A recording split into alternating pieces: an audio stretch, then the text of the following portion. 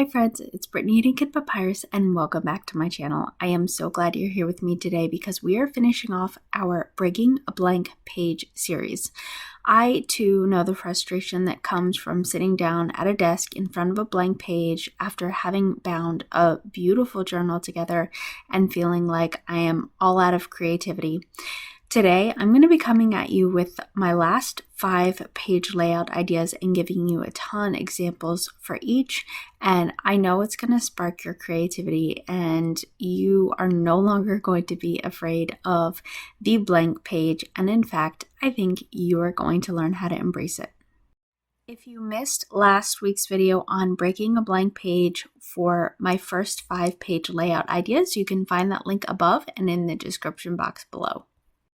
Now let's get down to the final 5-page layout ideas. Number 6 is pocket pages and storage room.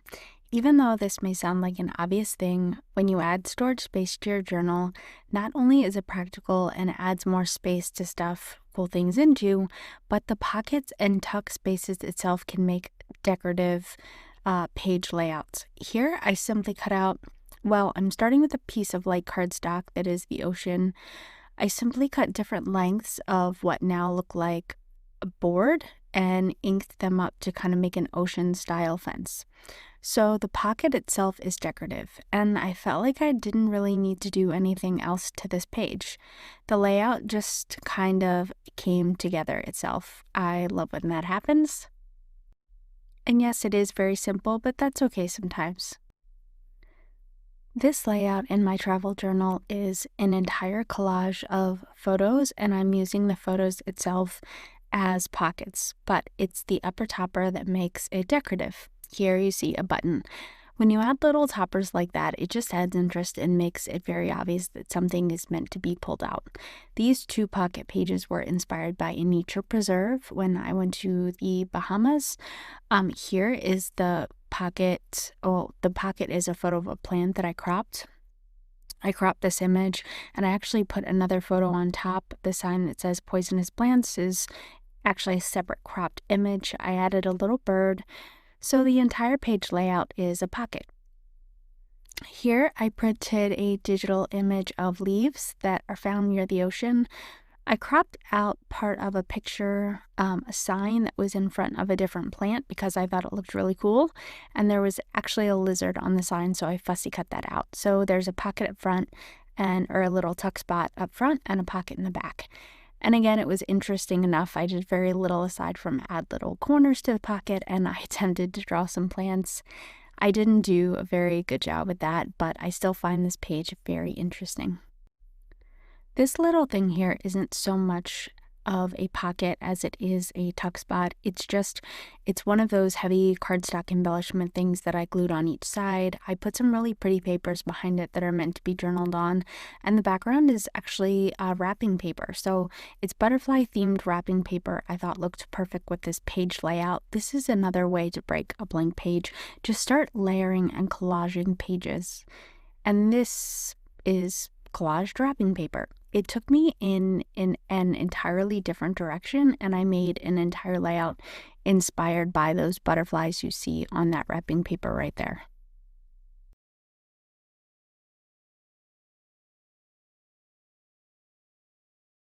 Pockets and tuck spots don't necessarily have to be paper. Here is an example of a fabric tuck spot. I think it adds a little bit more texture, and it's very, very lovely on this particular page. There's another little tuck spot back there, and here's another lovely little tuck spot created from masterboard. I love making things out of masterboard. Another masterboard collage pocket coming up next.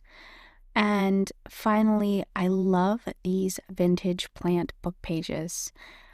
This page design here is entirely pockets themselves. I just layered book pages on top of each other and decorated them.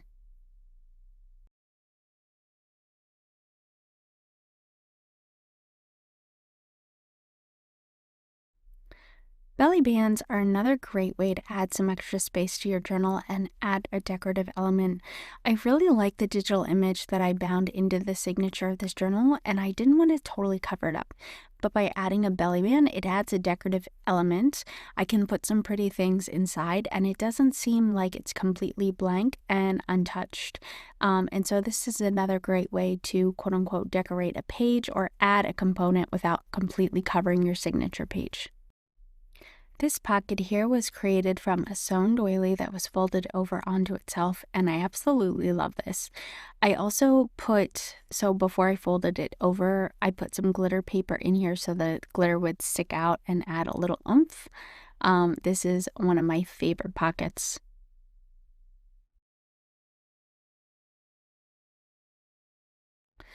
As I alluded to earlier, fabric can be a great way to add some texture to your pages and to just start getting a theme going so your page isn't blank and totally lifeless looking. And here I'm just using it as page trim.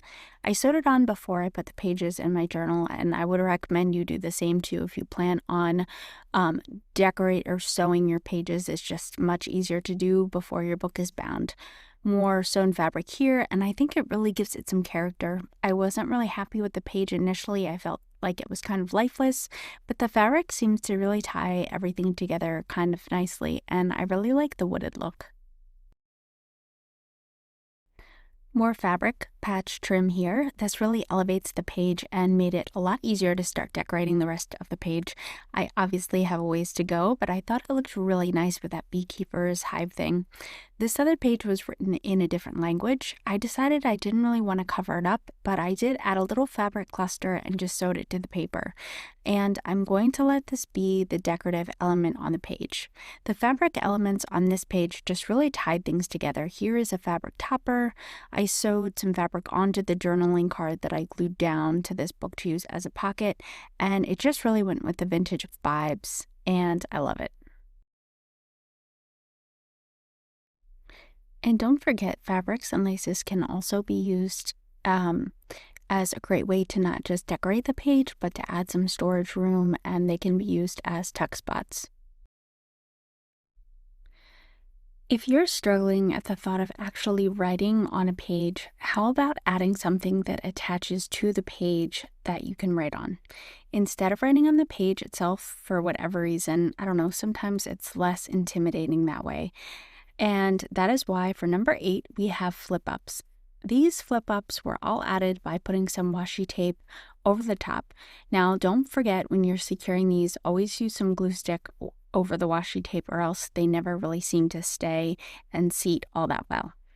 So with these flip-ups though, now you have an interactive element, which is really fun. The washi itself is decorative, and so now you don't have to bear the thought of ruining the entire page because you made a little mistake, even though we all know that's hogwash. Sometimes it's a mental block, but by writing on something else instead of the page, it can make things a little bit easier. Of note, these do obviously tend to be easier to write on if you write on them before you washi them into the page. If you forgot, you can put a hardboard behind them as you're writing. That will make it a little bit easier. And remember, if you washi tape these in before you write on them, start writing on what is the bottom since they will be flip up. Flip-ups are a great way to add an interesting element and create an element of surprise. Here I use lace because it fits the Edgar Allan Poe theme. This is one of my previous Halloween journals I was working in. I put in digital images and a poem. You could alternatively use this as some writing space. Very, very cool, right? This flip-up was actually used to hide a spooky bingo card that I created. Well, I found this digital image and thought, oh, well, I'll just go with it. I drew a couple of fake pieces and actually I put the word that would correspond to the piece and did some other decorating here. This spooky page actually has 2 flip-ups. This is a decorative paper clip that pops right off underneath it. It is a removable flip-up with a bunch of ephemera that I have, small map pages, and then a flip-up secured by a digital image and some extra writing room down below. I have to say, I think this may be my absolute favorite Halloween themed journal that I have ever made. I love it. It's morbid, but it's beautiful all at the same time.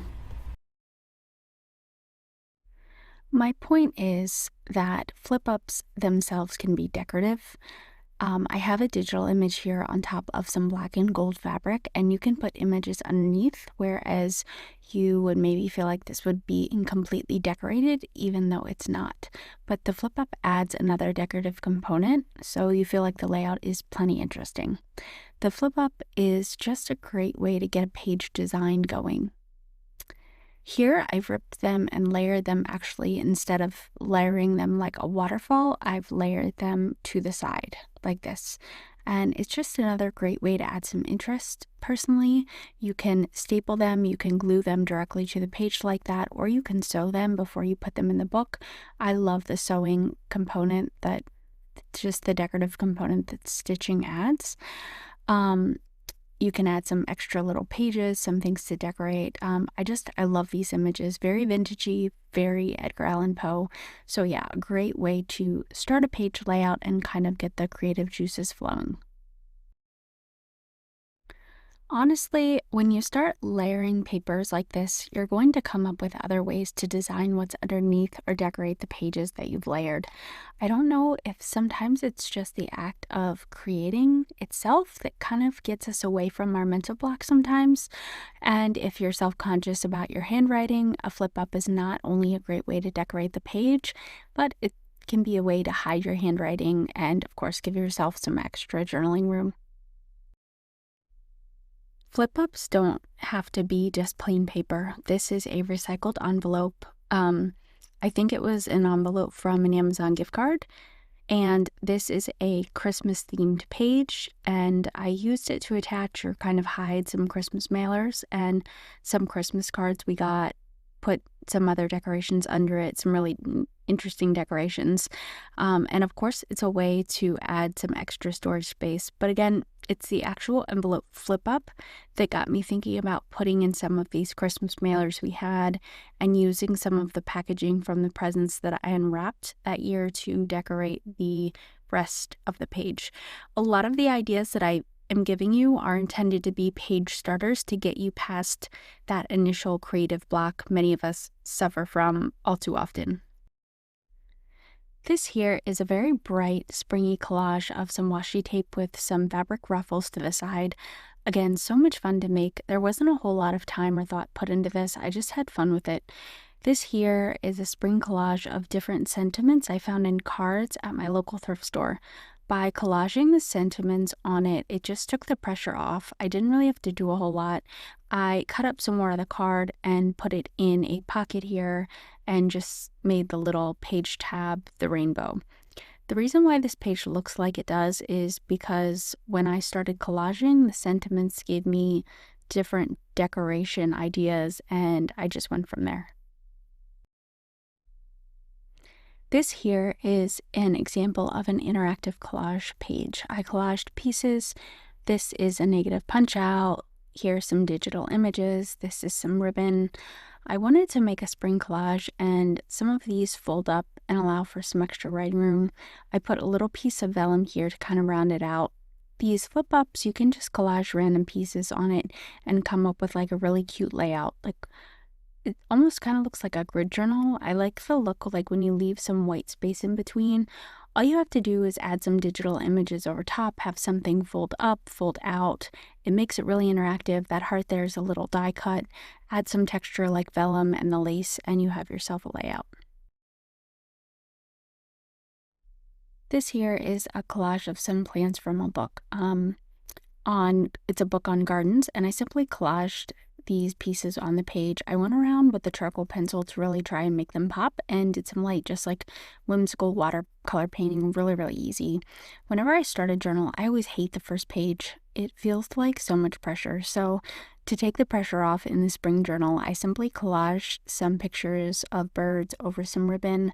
I added some applique up top. I collaged a magazine page, made some faux stitching, and just copied a pretty poem that I found. And Actually, in the end, I felt like it took the pressure off of making a perfect first page, and I really, really like this.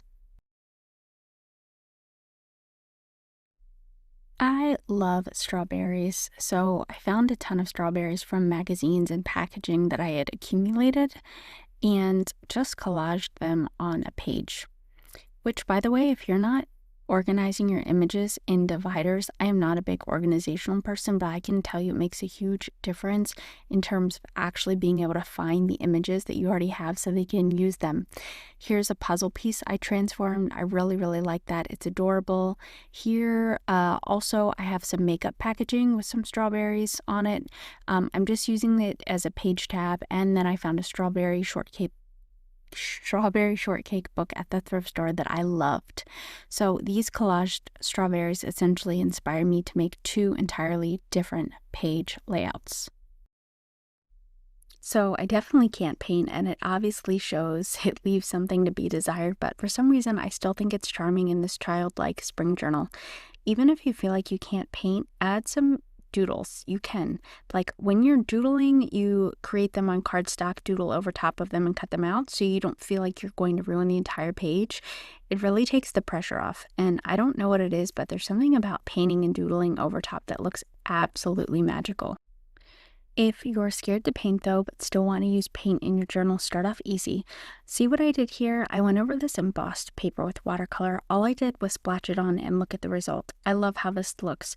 If you want to really make things pop, you can go over the textured area with maybe a little gold gilding wax or some other kind of paste. No skill required.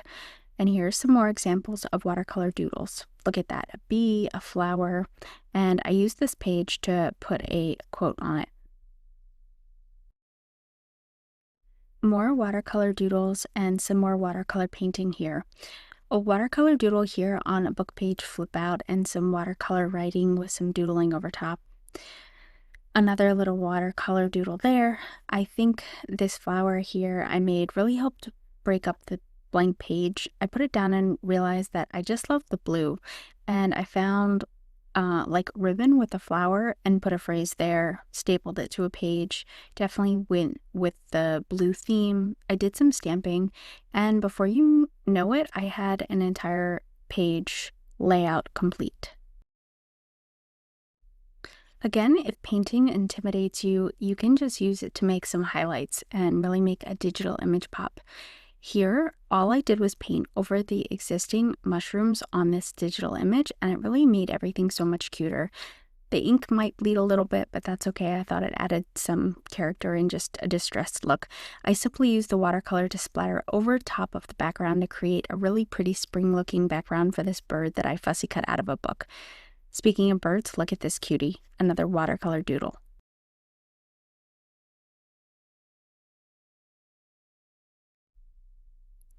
Here, I used this watercolor doodle of a flower and the snail to dress up the page. I have this little cutout that comes from those cardstock packs. Bark means I love you and puppy. And so I fussy cut out a picture of my dog, and he's lying on the grass outside. So I thought it would be perfect. Like, I wanted to cover up that awkward shape fussy cut of the yard with a flower doodle. It looks a lot more natural that way. And that cute little snail I just put there because he is cute.